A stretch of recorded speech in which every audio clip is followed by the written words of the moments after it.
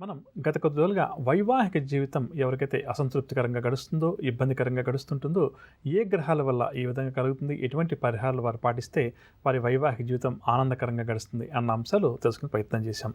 ఈ రోజు నుంచి ప్రతిరోజు కూడా ప్రధానంగా మనకు ఆలస్య వివాహాలు అన్నది ఈ మధ్య కాలంలో అధికంగా జరుగుతున్నాయని చెప్పవచ్చు. అంటే పూర్వకాలంలో బాగా అర్లీగా మ్యారేజెస్ జరిగేవి. ఆ తర్వాత కొంతకాలం తర్వాత సరైన సమయంలో వివాహాలు అయ్యేది. కానీ ఈ మధ్య కాలంలో ఏమవుతుందంటే ఆలస్య వివాహాలు అన్నది బాగా ఎక్కువ అయిపోయిందని చెప్పవచ్చు. అంటే దాదాపుగా చెప్పాలంటే యువకులకు 26, 27 ఏళ్ళ తర్వాతనే వివాహాలు ఎక్కువగా అవుతున్నాయని చెప్పవచ్చు.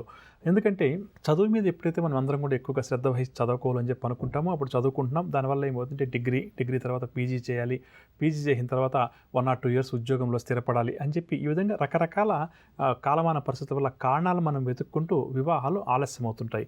ఆ తర్వాత ఏంటంటే ఆ వివాహం అయిన తర్వాత అది కూడా ప్రధానంగా కొంతవరకు చెప్పాలంటే ఆలస్యంగా వివాహం అయినప్పుడు ఏమవుతుందంటే సంతాన అవకాశాలు కూడా కొంతవరకు తగ్గిపోతుంటాయని చెప్పవచ్చు. అంటే దంపతుల యొక్క వయసు పెరిగే కొద్దీ కూడా ఏమవుతుందంటే వైద్యశాస్త్రం ఏం చెప్తుందంటే వారి యొక్క సంతానం కలిగే అర్హత కూడా వారికి తగ్గిపోతుంటుందని చెప్పవచ్చు. అదేవిధంగా ఈ ఆలస్య వివాహాలు అవ్వడం, సంతానం ఆలస్యం అవ్వడం, అదేవిధంగా దీనికి సంబంధించి కొన్ని మనం ఇబ్బందులు ఎదుర్కోవడం కూడా చాలా ఎక్కువ కూడా ఈ మధ్య కాలంలో గమనించవచ్చు. ఇవన్నీ కూడా చివరికి ఏంటంటే అసంతృప్తికో లేదా ఇంకొక దానికో దారితీసి మళ్ళీ విడాకుల దాకా కూడా వెళ్ళిపోతున్నాయని చెప్పవచ్చు. అందులో ప్రధానంగా ఈనాటి కార్యక్రమంలో ఆలస్య వివాహాలకు ఏ గ్రహాలు ప్రధానంగా కారణమవుతాయి అన్న అంశాన్ని తెలుసుకుందాం.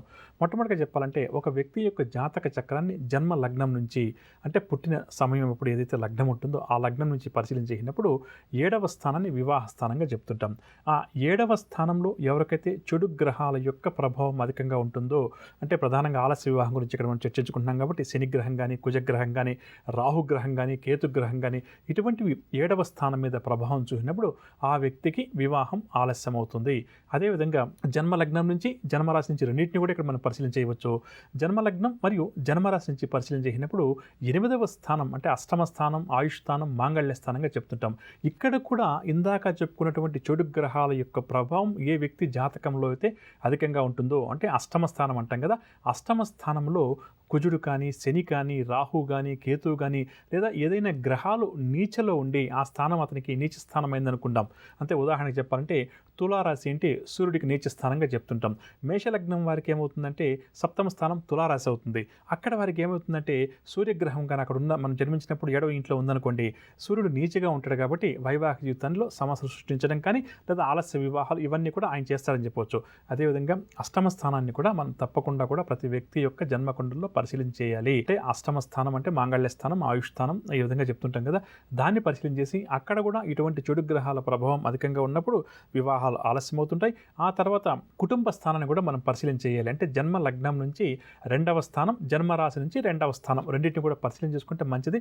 జాతక చక్రం ఉన్న వ్యక్తులకు ప్రధానంగా జన్మలగ్నం ఉంటుంది కాబట్టి జన్మలగ్నం నుంచి అంటే మనం పుట్టిన సమయంలో ఏ లగ్నం ఉంది అన్నదాన్ని బట్టి జన్మలగ్నం అంటుంటాం.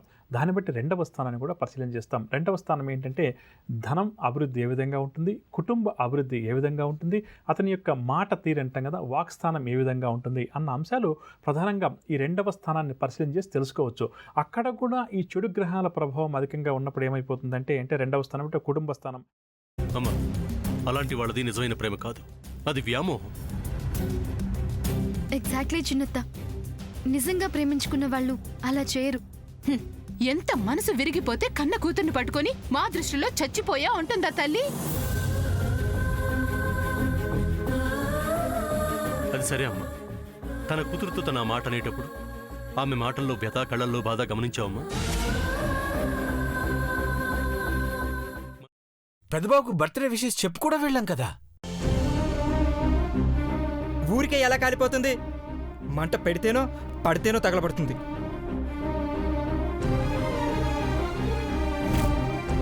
కరెక్ట్ చిన్నబాబు, నీకొచ్చినట్టే నాకు డౌట్ వచ్చింది. పార్వతే షర్టును తగలబెట్టిందనుకుంటా.